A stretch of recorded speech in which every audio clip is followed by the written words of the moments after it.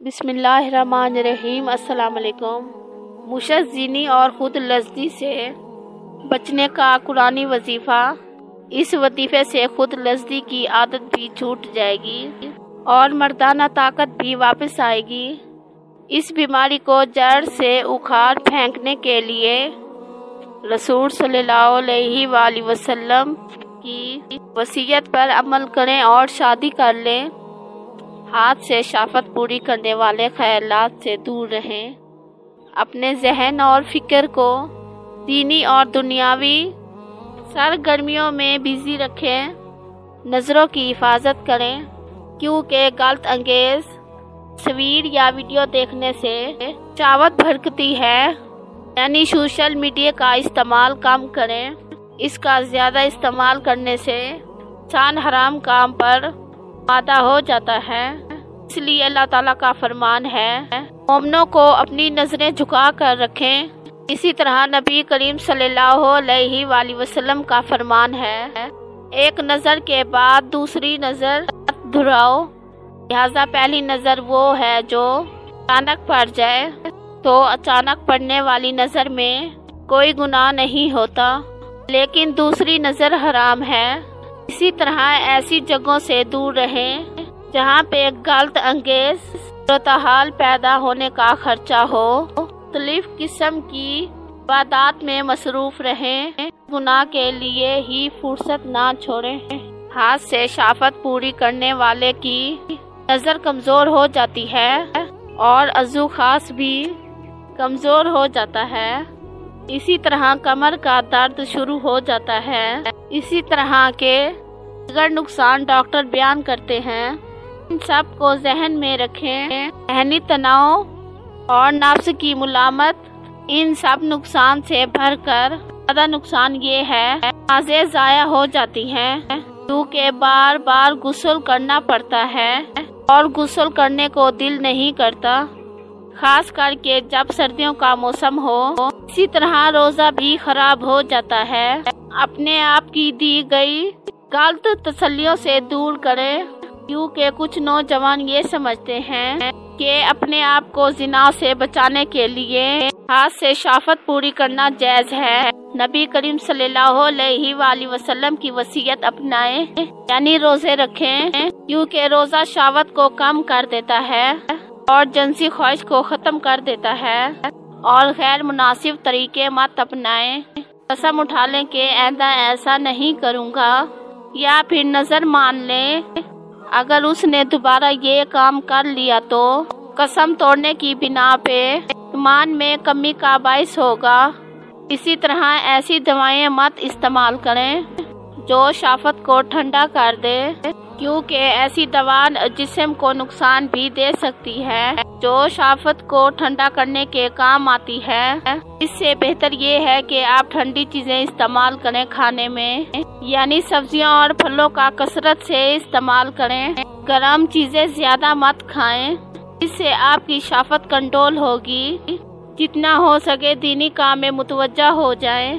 گناہوں سے دوری اور پاک دامنی کا دامن کبھی نہ چھوڑیں کیونکہ حرام کاموں سے رکے رہنا ہمارے لیے لازمی ہے، کیونکہ رسول صلی اللہ علیہ وآلہ وسلم کا فرمان ہے جو شخص عفت چاہے اللہ تعالیٰ اسے پاک دامنی عطا کر دیتا ہے، جو اللہ تعالیٰ سے تنگنی چاہے تو اللہ تعالیٰ اسے غنی فرما دیتا ہے، اور جو صبر چاہے اللہ تعالیٰ اسے صبر عطا کر دیتا ہے۔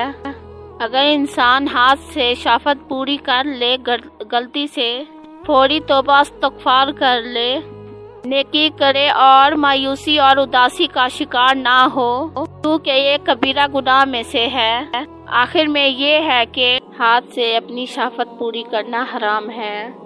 قرآن مجید سے دلائل یہ ہے کہ ابن کثیر رحمت اللہ کہتے ہیں کہ ہاتھ سے منی خارج کرنے کے عمل کو اس قرآن کی آیت سے حرام قرار دیا ہے۔ اللہ تعالیٰ فرماتے ہیں وہ لوگ جو اپنی شرمگاہوں کی حفاظت کرتے ہیں ماں سوائے اپنی بیویوں کے یا لونڈیوں کے جن کے وہ مالک ہیں۔